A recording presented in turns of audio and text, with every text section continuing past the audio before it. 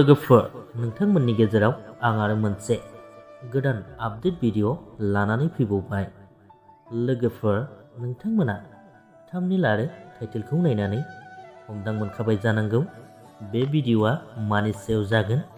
लोगोफोर बेनो जादों 2023 एबा बे बोसोरावनो मेहेरगोनां फिल्म प्रडाक्शन बेनारजों दिहुनजानो गोनां मोनसे गोदान आबुं बर' सावथुन। बे सावथुननि मुं एबा टाइटेलानो जादों लोगोफोर बर'नि थै। बे सावथुननि डाइरेक्टर आरो स्क्रिप्टखौ लिरदों बिथां मुंदांखा एक्टर डाइरेक्टर बिथां स्वरं ब्रह्म बिथाङा।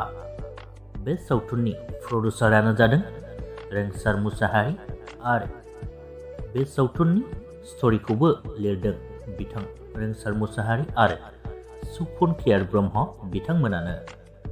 लोगोफोर बे सावथुनाव गाहायै फाव खालामनाय नुनो मोनगोन बर'निनो मुंदांखा फावखुंगुर आरो फावखुंग्रिफोर फारियै स्वरां नार्जारी, पूजा मुसाहारि, ringki ब्रह्म, बबिता बसुमतारी आरो बिथांमोनजों लोगोसे गोबां फावगिरिफोर।